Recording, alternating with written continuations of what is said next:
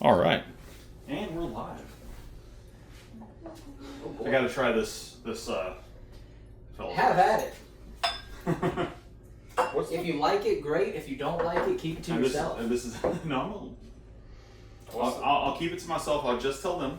Yeah, okay. Yeah. We'll just tell the entire world. Exactly. Yeah, no, we'll just tell everyone. All of them. My twos and twos of YouTube fans. Oh, man. I can't believe dozens of people will know. God, that's terrible. This is gonna ruin me. I'm telling. Well, I mean, it's not your. What is this? Like what? So that's Glendalough Irish pot still. I got that whenever I went to the tasting over at the brew. Okay. It was one of Bryce's that he threw in there. Okay. It was probably my second or third favorite, but it was very reasonably priced. So I enjoy it a lot. I haven't really had a bad thing from the brew though. Now, the brew, by the way, for everybody who's not from Hammond, is the Red, White, and Brew. It's a bar and all kinds of thing in in Hammond, America. Todd DeLon's the owner of it, and they have all kinds of tastings and all kinds of events throughout the year. If you ever hear me mention my allocated bourbon tasting, that's where I went to for that.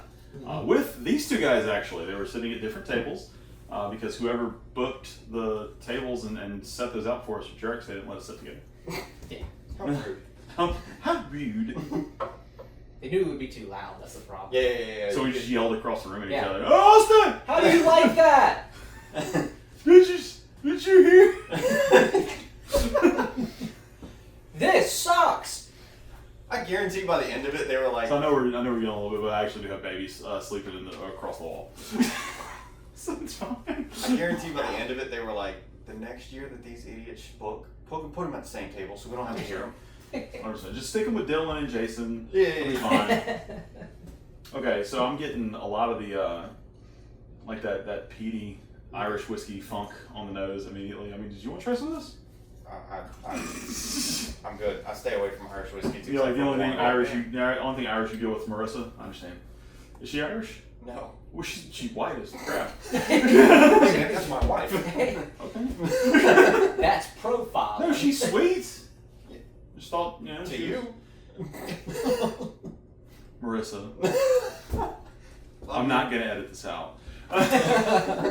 Please do.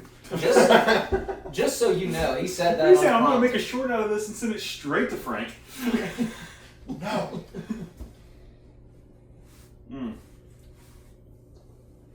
Okay. Yeah, that's not good. That's not.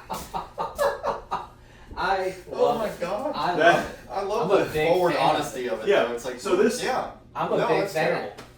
I mean, this tastes like what I would imagine licking Conor McGregor tastes like. Like this is that.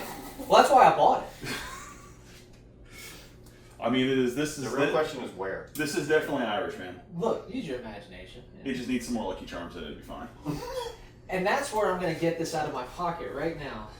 Dude, I'd be so impressed if you pulled Lucky Charms out of your pocket. I think we all would be. All right, I'm not gonna taint that glass with I gotta do something else. My heart is broken. My day is ruined. I loved it. Have anything of mine.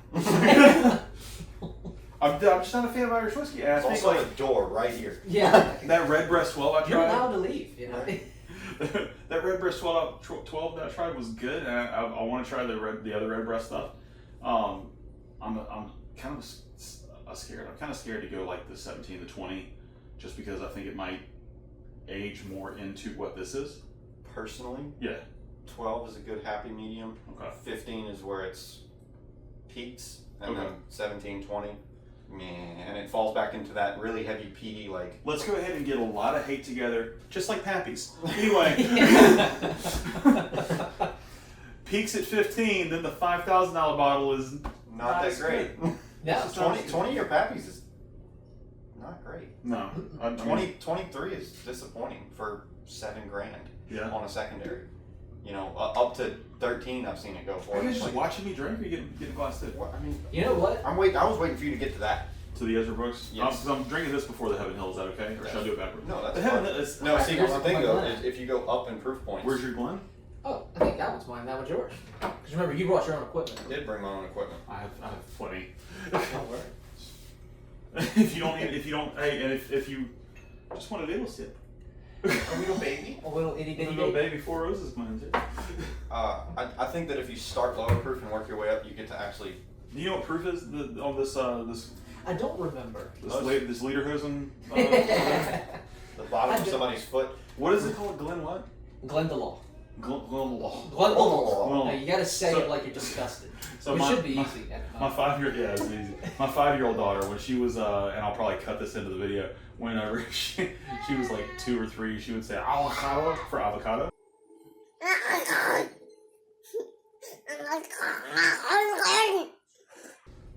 Yeah, she would say avocado for avocado. So I think moving up in proof points is the way to do it if you're going to start tasting. You Sure. definitely want to go from low to high, because if you go high to low, you wash out the lower proof stuff. Right, that's why I started with Irish whiskey. I wanted to start disappointed. So Right.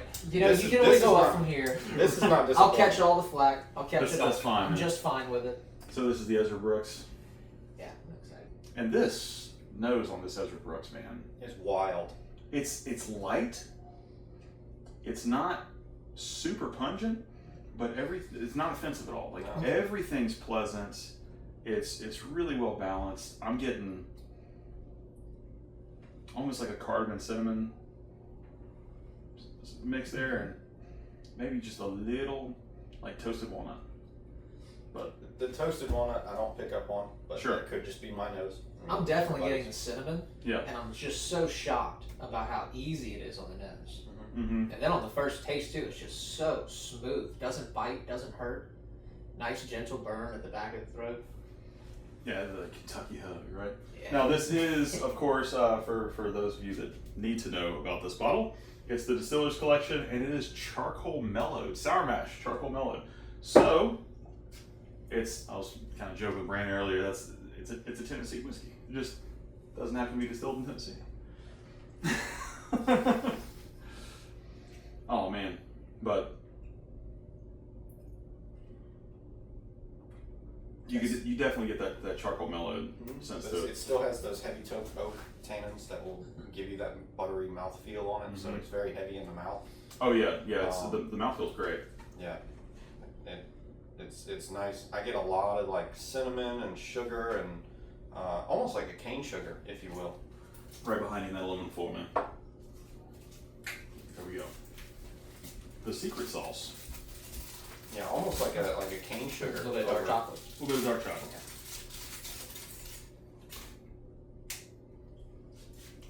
I've done it with Good. this. I'm not a fan. Okay.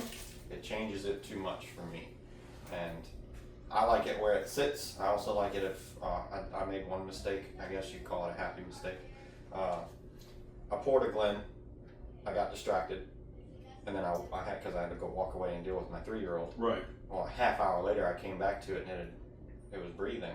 Sure. I came home. I got Yeah. Now, Brandon says he doesn't care for it with the dark chocolate. I'm going to say that whenever that coats your palate and then you drink this behind it, it brings in some like mint and some more floral taste to it that just opens it up a lot. It does change it, but I think it changes for the better.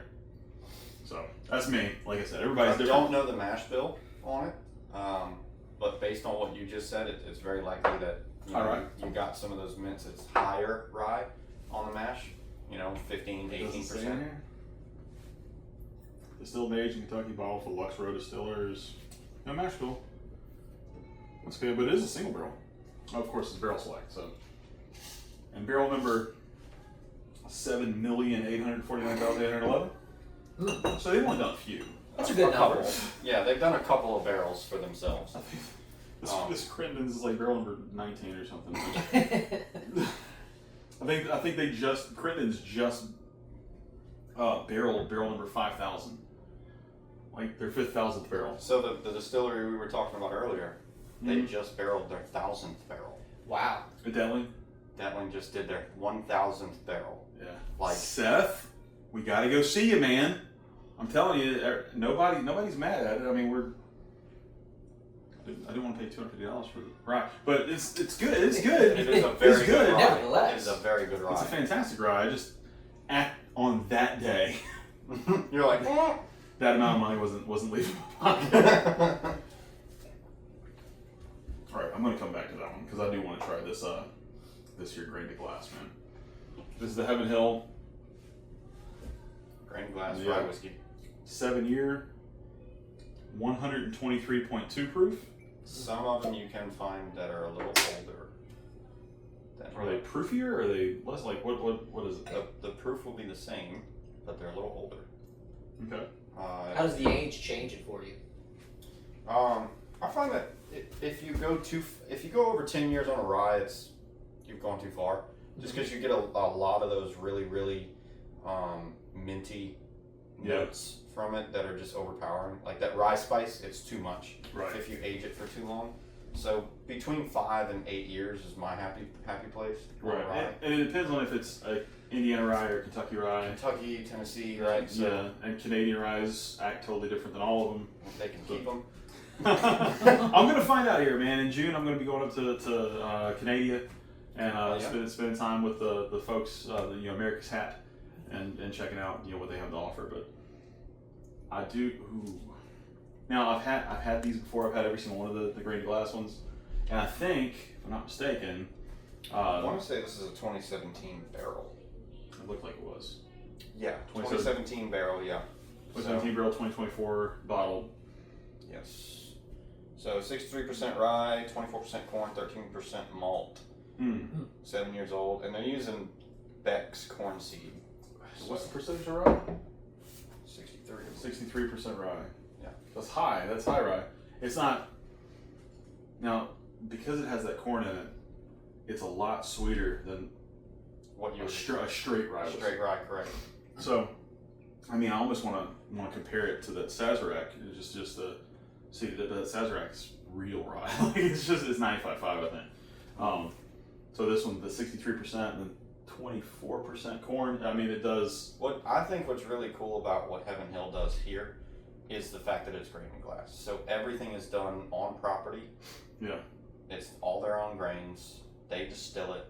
Right. They barrel it. They age it. Then they bottle it and sell it. So Right. they grow their own grains. They process everything. Everything is done on Heaven Hill's property. Yeah, that's It's really cool. Frey Ranch does that. JT Malik does that. I mean, there's companies that are doing that, and they're usually smaller craft places. Mm-hmm. So to have one of the big boys do it, The largest distillery in the United States, right, and not have that sourced from other places is absurdly insane. Yeah. So I mean, I'm just imagining the amount of land, the amount of like agricultural like capital, and that it was initially put into this to make these bottles. I mean, It's that's a massive crazy. operation. and to only sell them for $100 a bottle is insane. I mean, Yeah. you could be making way more money on that. Could. It's that bell curve though, right? Like Right. it, $99.99. There are people that can justify that purchase. Mm-hmm. But even if it was $109 or $119, they're like, well, I'm not paying more than $100 a bottle, and there'd probably be more on the shelf. Just if it was $10 more, $5 more. I mean, I know that Finding this and the bourbon on its own is easy. sure, Dude, it took me a year to find weeded. it's crazy. That's the one I've only had one sip of, and that was at NOLA Bourbon Fest. Yeah. I've had, this is probably my third or fourth taste of the rye, but they're all a little different. They're all like different ages, like you were saying. This I think is the best one I've had. So every year, if I'm understanding it correctly, every year they're using a different corn variant. So Okay. they're trying different corn variants year by year to see how much of a change it makes. Yeah. So they'll do a year's worth of barrels with a certain corn, then they'll change that corn variant. So Okay. like this for 2017, they use Beck's 615.8 corn or 6158 corn, Gotcha. whatever that is.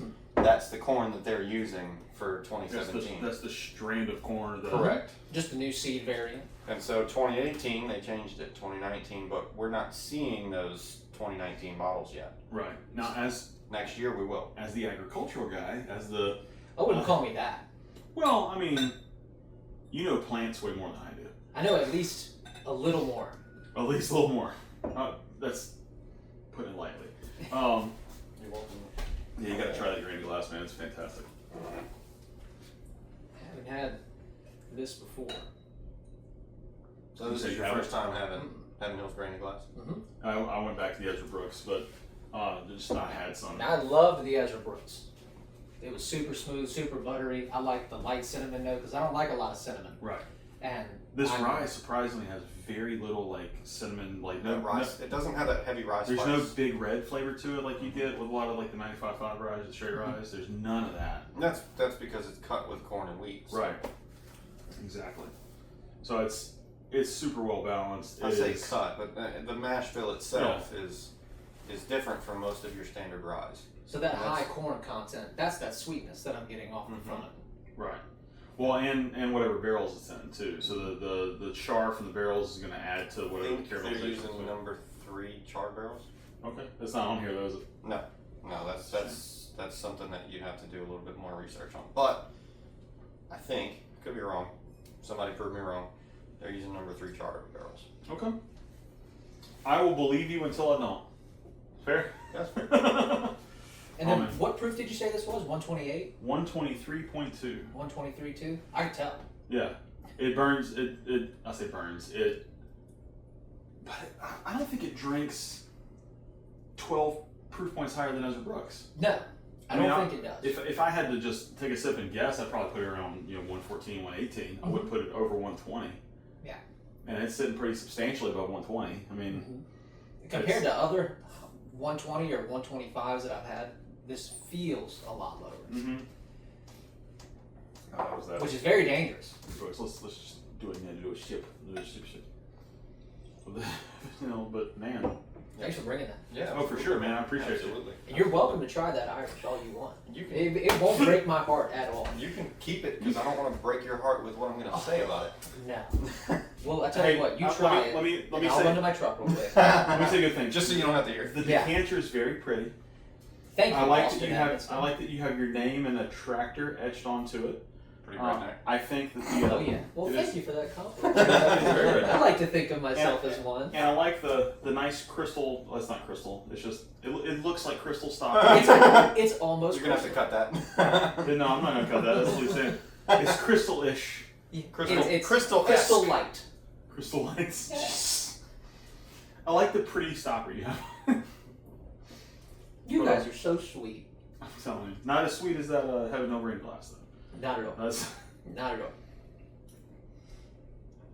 That is phenomenal, but and I may have to go back to the Ezra, but I'm really feeling the Ezra Brooks better. For me personally. And that's based on proof point. So it's got the Heaven Hill does it drinks a little bit hotter. It doesn't drink like it's a 120 plus, like Clay was saying, but. You go from 107 to 123. Yeah. That's a substantial jump. That's a huge jump. And 16 points up. The fact that you can't really tell that it's actually 16 up is impressive. So the thing you need to know about Brandon is if you poured just a drop or two of simple syrup and kerosene, you'd probably drink it. Mm-hmm. I watched him do it last Thursday. He said, yeah. It's potential. It's potential. If you're like, that's white whiskey, and I'm like, what's the proof? Let's see. Oh, you'll love that. No, but so when we did the blackened tasting, we did the blackened tasting. Me and Jim both ended up on Wes Henderson as the number one, and he ended up on the cast strength. That one. Yeah, this cast strength right here. Wait, this cast strength of the blackened sits at 120.8, and that's even me and Jim were both like a little hot for us. This one's 116, so it's only 4 proof points different. But I think one of the other differences too is what it's finished in, those blackened ones, because this one's finished in what is this? Port wine cask, and this is finished in brandy cask. So it's the difference in finishing too is going to play a part of it. I just like the Wes Henderson better. There's a huge lack of Metallica in this one. Yeah. Yeah, you definitely don't get Metallica. No, I'm not getting that at all out of this. You get a little bit of the.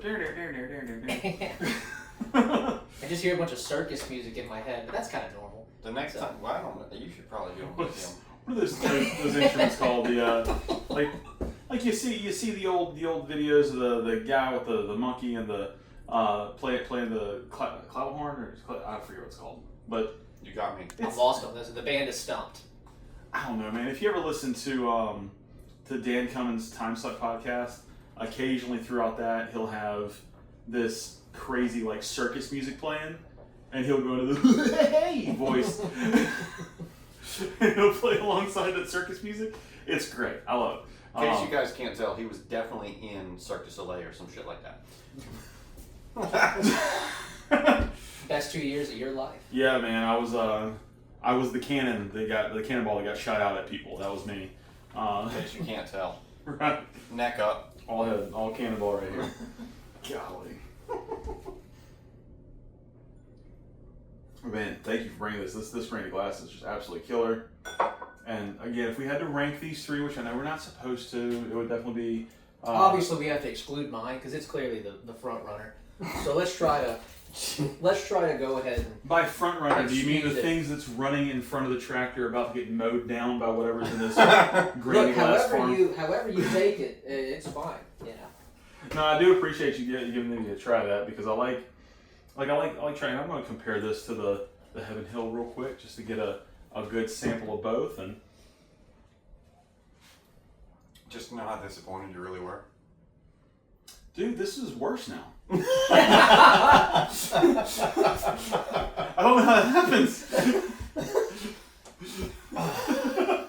Usually when it sits there and opens up, it gets better, but I don't know. It's just... You know... This is substantially worse. I had a feeling this would happen. So you brought a cigar instead to make up for it? Not at all. I'm merely sporting my new CLE hat so that you guys can all go buy CLE cigars, Honduran blended. That being said, the sales. I brought it anyway just because I had to see. So what's CLE cigars? I'm curious now. You just piqued my interest. Well, all of the guys at the Fumet, which is the local cigar shop that we have here, they went to the PCA. Also owned by the guy who owns Red, White, and Brew. The full title of it is Boutique de Fumet, which proves one thing to me. Todd needs to shorten the names of his businesses because everybody else does.